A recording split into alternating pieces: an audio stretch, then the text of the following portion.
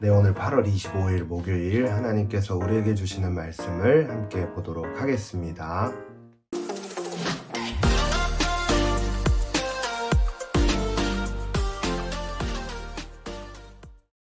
신할왕 아므라벨, 엘리살왕 아리옥, 엘람왕 그돌라오멜, 고임왕 디달 때 이들이 소돔왕 베라, 고모라왕 비르사, 아드마왕 시납, 스보임왕 세메벨, 벨라왕 곧 수알왕과 전쟁을 일으켰습니다. 이들이 시딤 골짜기 곧 여메에서 연합해 모였습니다. 그들은 12년 동안 그돌라오멜을 섬기다가 13년째 이르러 반역을 일으킨 것입니다. 14년째 되는 해 그돌라오멜과 그와 연합한 왕들이 나가 아스드롯 가르나임에서 르바 족속을 치고 함에서 수스 족속을 치고 사웨 기랴다임에서 엠 족속을 치고 세일산간 지방에서 호리 족속을 쳐서 광야 근처 엘바란까지 이르렀습니다. 그리고 그들이 돌이켜서 엔미스밭 곧 가데스에 이르러 아말렉 족속의 모든 영토와 하사손다말에 사는 아모리 족속을 정복했습니다. 그때 소돔왕, 고모라왕, 아드마왕, 스보임왕, 벨라왕 곧 수알왕이 출전해 시딤 골짜기에서 전투를 벌였는데 그 5왕은 엘람왕, 그돌라오멜, 고임왕, 디달, 신할왕, 아므라벨, 엘리살왕, 아리옥 이 4왕과 맞서 싸웠습니다.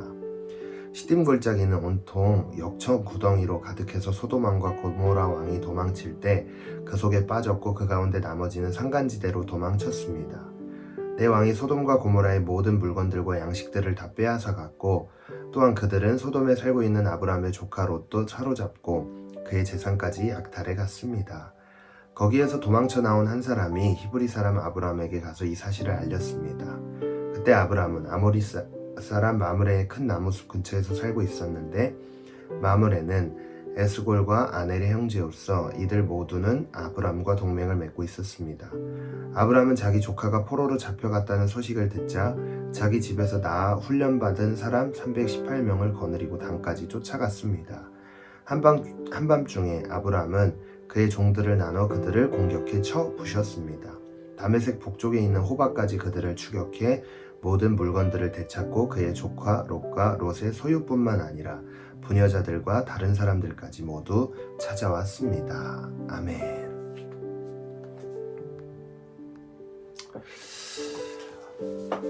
자, 여러분, 오늘 말씀을 보면 약간 전쟁 이야기를 담고 있는 것 같습니다. 자, 그런데 이 전쟁에서 우리가 주목해서 봐야 될 게 뭐냐면 이제 롯이 그 전에 거주했던 곳이 어디였냐? 바로 소돔과 고모라라는 지역이었습니다. 자, 그런데 소돔과 고모라 왕 그 지역이 이제 전쟁에 출전을 한 거예요. 그런데 이제 롯도 그 전쟁에 같이 출전을 하게 된 거겠죠. 왜? 거기서 거주하고 있었으니까. 자, 그런데 결국에 어떻게 됐냐면 그 소돔과 고모라가 이제 그 전쟁에서 패하게 되었고 조카 롯이 아브람의 조카였던 롯은 포로로 끌려가게 되었어요. 자, 근데 그 소식을 들었던 아브람이 자신의 여러 사람들과 또 군대들을 다 모조리 데리고 가서 다시 그 롯을 찾아오고 그의 소유와 그의 모든 것들을 다 가져왔습니다. 자, 우리가 여기서 한번 생각을 해보아야 될 게 뭐냐면 자, 당시에 소돔과 고모라라는 지역은 굉장히 죄로 물들어 있던 그런 아주 험악한 동네였습니다.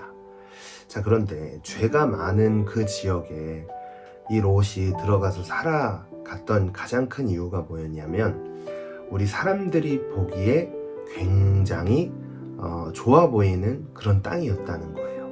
자, 그래서 이 롯은 저기 가나안 땅보다는 저 땅에 가서 살면 우리가 조금 더 평안하게 살 수 있지 않을까라는 그 생각으로 인해서 소돔과 고모라 땅에 들어가게 되었다는 겁니다. 자, 그런데 그 결과 어떻게 됐습니까? 롯은 포로로 잡혀가는 그런 아주 안타까운 사건을 맞이하게 되었습니다.